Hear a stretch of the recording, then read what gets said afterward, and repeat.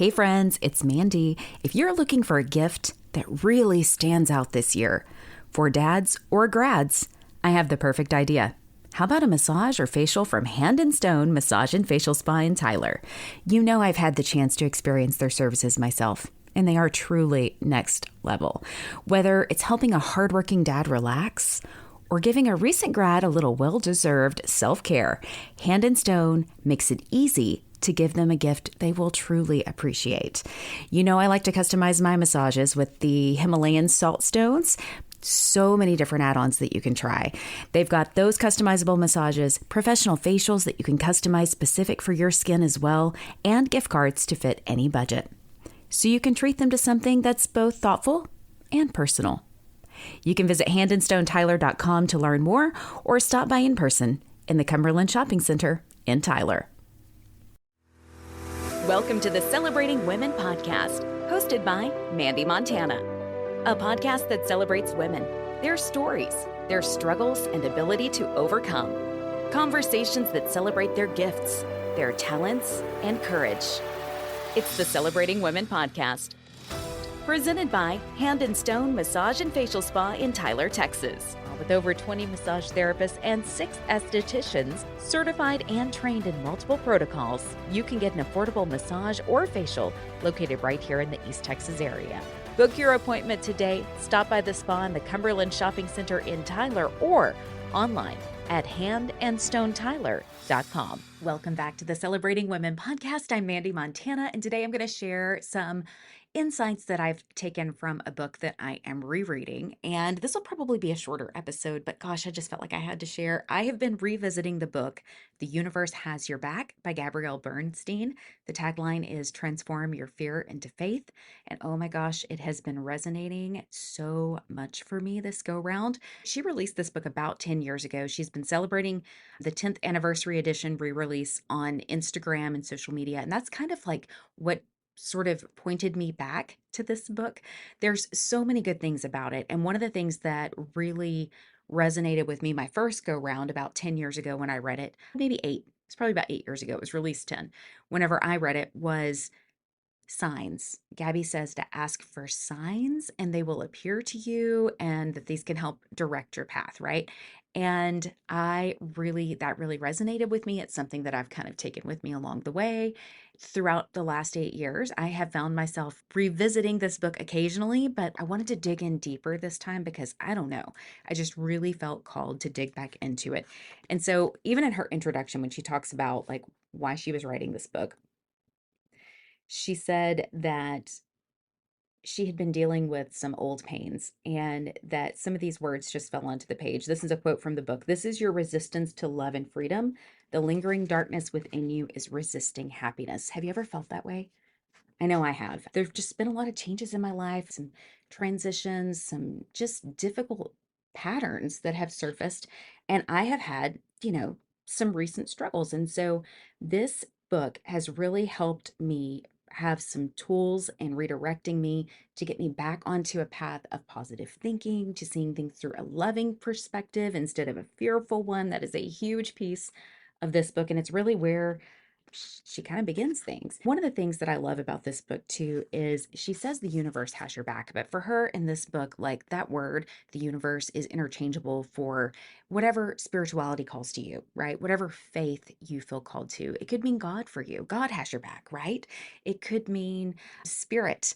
Whatever floats your spiritual boat, that's just the word that she used for this book to apply to what she sees as God. The universe has your back, essentially meaning God's got her. And that's a phrase that I've carried with me. I haven't really ever shared it on the podcast before, but whenever I've been in tough moments or fearful moments, I just kind of tell myself, God's got me. He's got you. He's got you. He's got you. This book, it's the same message. The universe has your back, right? He's got us. And so it's been like, it's got some great tools, some great universal lessons in it. I have just absolutely loved rereading it. It's given me a way to sort of redirect my thinking, choosing to look at things again from a loving perspective instead of a fearful one, and reminding me that I can just pause, take a beat, step back, and get out of the anxiety that the world is pulling me into. I look at the news and I feel like I'm so filled with anxiety. There's so much happening in the world right now and a lot of fear. And so this book is really, really, really giving me good tools and good reminders to just come back to faith, come back to love. And throughout the first few chapters, I'm really just going to talk about the first four today. One of the things that I love is that she shares universal lessons. And so I'm going to highlight and share some of the ones that I have bookmarked throughout my reading. But I would really encourage you, if you're an Audible listener, if you like listening to audiobooks, Gabby reads this book and she does a beautiful job doing it. If you're a listener, listen. If you're listening to a podcast, you might be an Audible listener, go for it. If you are a reader, pick up the book. Whether it's the new edition or an old version, I've got the old paperback here. And again, it's got tons of bookmarks in it from where I have read and rereading it, of course, now. So just wanted to share a few highlights from the book for you. The core message in the first chapter is that we have a choice between love and fear. Basically, our thoughts drive our emotions. And so what we're thinking about is going to make us feel a certain way. So if we're focusing on bad news or difficult things or challenges that we have in front of us, then of course we're going to feel anxious, right? That's a natural extension of those thoughts. So how do we shift into a more loving state? Well, we have to shift our thoughts, and it's an opportunity to move from fear into faith or fear into love. And I love, this is a great quote from the book. It's a universal lesson that she shares early on in the first chapter. Our happiness, success, and safety can be measured by our genuine capacity to tune in to the loving vibration of the universe. Now, what does that mean? It can mean a lot of different things. For me, sometimes it means just literally hitting pause, sitting still, placing my hand on my heart, and taking some deep breaths. And I do this on the regular. I have a friend that caught me doing it once several years ago, and it made her giggle, and then it made me giggle, which of course brings us back to love, right?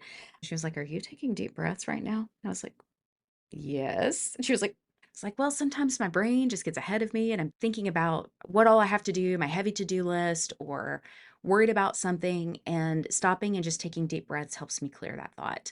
And sometimes I even think like fear into faith or fear to love, like loving thoughts. What am I grateful for? And I'll just run through a few things in my mind really quickly to shift back into love. So, chapter 1, that's really what all of that is about, is choosing between love and fear. And I love Gabby's got so many great prayers in here too. She shares a story about her friend who utilized the prayer of Saint Francis of Assisi. And oh my gosh, it struck me so much that I've carried this with me and I've got it like in my notes app on my phone so that I can revisit it because I just love this. If you are not familiar with this prayer, I'm just going to read it to you right quick because maybe you need it on your heart today. So, this is the prayer from St. Francis of Assisi. Lord, make me an instrument of thy peace, that where there is hatred, I may bring love, that where there is wrong, I may bring the spirit of forgiveness, that where there is discord, I may bring harmony, that where there is error, I may bring truth, that where there is doubt, I may bring faith, that where there is despair, I may bring hope, that where there are shadows, I may bring light, that where there is sadness, I may bring joy. Lord, grant that I may seek rather to comfort than to be comforted, to understand than to be understood, to love than to be loved. For it is by self forgetting that one finds. It is by forgiving that one is forgiven. It is by dying that one awakens to eternal life. It's such a beautiful prayer, the prayer from St. Francis of Assisi. These first four chapters have just really been resonating with me. I love revisiting that prayer when I do need a moment as well. Again, like it's something great to keep in the notes app on your phone or bookmark it in this podcast if you want to hear me reread it, whatever it is, but it can be something that helps you shift. And so Gabby also talks about this concept of visualization And I feel like we've talked about this on the podcast before, but you can visualize things to help you reset. And oftentimes the story that we're telling ourselves is what's making us feel a certain way, right? It creates our emotions. I mentioned that earlier. Our thoughts create our emotions, right? They create our feelings. So if we're telling ourselves a fearful story, then we're going to feel anxious. If we're telling ourselves a loving and happy story, we're going to feel better, right? So, what is the fearful movie you have been playing? And how is that making you feel? What's running through your head? What fear-based stories from the past or projections about the future are swimming through your head? How are these stories blocking you from feeling supported and happy? It's something to think about. Gabby prompts you to think about that in this book. She also says, what's the positive movie you've been playing? Maybe you're thinking about your upcoming vacation. That's a good one, right? Or you are thinking about an event that you're attending, like maybe you're attending a wedding and you know it's going to be filled with love and joy. What are the love based, empowering stories that you replay in your head? And how do those stories make you feel supported and happy? She invites us to take a look at that and look for love in all the right places and reconnect to our power. In chapter 2, she talks about these things. You are the dreamer of your dream, and that's where she gets into like this movie and thinking of like seeing yourself as the hero of your own journey, and what positive and empowering stories are you seeing yourself in? She also shares a story about this client that she has, or this person that she works with, and how, she wasn't sending her invoices, so Gabby couldn't pay her. And I totally relate to this. I know Ashley did too. When we were doing the podcast together, we would talk about this sometimes, how we love doing the work that we do, but sometimes we just like wait to send the invoice. And it's not that we don't want to get paid, it's just like, we love the work. So it's like, I guess I should get paid. So Gabby shared this in her story, that she shared this with her client. And I just thought it was really awesome. It's a mantra. And if you are a creator or an entrepreneur, or, in any kind of work, think about this. I get paid for my awesome work and I get paid on time, right? If you're a salaried employee, probably those things happen, right? Good for you. But for creators and entrepreneurs, sometimes we have to remind ourselves that we do get paid for our awesome work, and we do get paid on time. Say that to yourself if you need to. I read that and I went, oh, that hit. I need to remind myself to send some invoices. Definitely, like today, literally. So she's got some beautiful meditations in here as well that help you kind of shape your perceptions, shape your experience. It helps you with that mindset shift. So I would encourage you to definitely check it out. So these are even just the first two chapters, right? It I'm telling you, it's an incredible reset.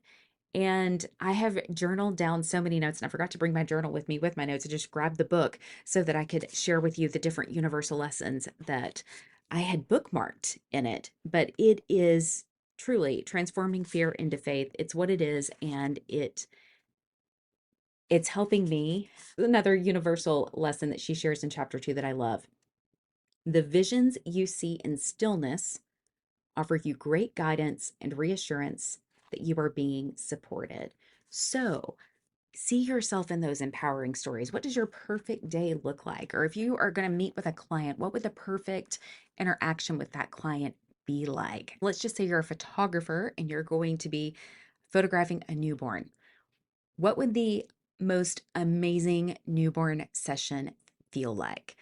They would arrive on time, the baby's joyful, a little bit sleepy and peaceful. Like, what would that feel like? Like, play the movie in your head ahead of time, right?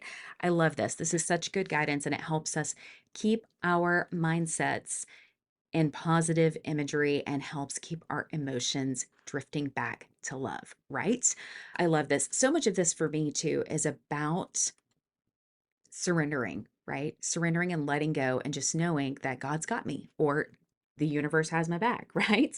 Another universal lesson that she shares in chapter 4, which I love, is when you experience someone's true presence, you're reminded of your own. Have you ever met someone who just lights up a room? I have got a couple of friends like this. My friend Kimberly comes to mind immediately, but actually, all my friends that have been on the podcast are like this. They walk in to a room and it just lights up. Kimberly, Stephanie, Kathy, Carlene, Ashley, of course, like they just have a light, they have a presence about them that is amazing. It's love, right? You can feel that vibe. I feel that vibe every time I'm around them. And I love that she talks about this because it is helpful. Like when you are around someone like that, you recognize it, but you can put off that vibe too. And how awesome would it be to put off that vibe and let people experience you in that way, where they just experience love and light when you walk into a room, right? Energy is everything. I love this chapter so much 'cause it's what it's about. And it says you attract what you embody. And it is so true. If you are giving off love and light, guess what you're going to get back? Love and light. It's not good unless I shift my energy. One of the things I read this weekend, I loved it so much. She was talking about intentions. And she says that intentions create your reality. Are you intending? And I really loved this because I was like, okay, I like to set intentions. I like to achieve goals. How can I rework my intentions to be better? Right. Well, what I love about this is Gabby talks about like a lot of people set intentions to achieve, to that our intentions create our reality. And I love this because Gabby shares like so many of us set intentions, right? I feel like I'm a pretty intentional person. A lot of times my intentions have to do with success or achieving or setting goals and accomplishing them, accomplishments and gold stars, you know, checking things off on a chart, right? And maybe you can relate to that. But what I love about this chapter and what Gabby brings to light is that what if instead of focusing our intentions on those kinds of goals, what if we just intended to feel good? What if we just make joy a priority? How would that shift our perspective? How would that bring us more from fear to love? I can tell you, I did it on Saturday. It's amazing. Just focus, like if you just keep telling yourself, my intention today is to feel good, you're going to find yourself making micro decisions that have major impact. One for me was just I was driving to pick up a friend at the airport and I listened to joyful music that made me happy. And the next thing I knew, I was smiling and singing along and laughing. And even when, like little things would happen that would frustrate me, like I'm trying to think of something that happened, like maybe I dropped something in my car that I couldn't reach until I stopped, right? Knocked something off the seat or whatever. I just laughed and was like, oh, well, I'll get it later because, my intention right now is to feel good, not to feel frustrated by that. And it's not that big of a deal. So I loved that just setting that intention to feel good brings me back to center and reminds me to find the joy, find the love, surrender the silliness, the stuff that doesn't matter, let it go, just let it go, and focus on feeling good. It is so great for realigning our energy. And I have found that it is just powerful, that message to just bring it back. So, I would just encourage you if you are looking for a book to pick up, if you've been frustrated, if you've been fearful or anxious because the world is just a little bit crazy right now, grab this book. Whether you grab it from the library, download it on your Kindle, whatever floats your boat, but it's so good. She's got some great stories that illustrate her points and these universal lessons, man. I'm telling you, the ones that hit for me might be different than the ones that hit for you because I'm telling you, the first time I read it, certain things hit. Now different things are hitting, right? So grab it, do yourself a favor. I think you will love it. It's such a great book. The universe has your back. Transform fear to faith. And I'll share some more lessons from it in upcoming episodes. If you decide to read it, let me know. I'd love your feedback. Let me know what some of your favorite universal lessons are, or tell me a story about how you've transformed your fear to faith as you read The Universe Has Your Back. The Celebrating Women podcast wants to hear from you. Email us a voice message to celebratingwomenpodcast@gmail.com. We would love to hear your story or the story of an incredible woman you know. Become part of the conversation on social media. Facebook.com/celebratingwomenpodcast. On Instagram, search Celebrating Women Podcast. The Celebrating Women podcast has been presented by Hand and Stone Massage and Facial Spa in Tyler, Texas. Book your appointment today. Stop by the spa in Cumberland Shopping Center or online at handandstonetyler.com. Support the show for as little as $3 per month at celebratingwomenpodcast.buzzsprout.com or visit our show notes. Thank you for listening, and don't forget to subscribe to the Celebrating Women podcast.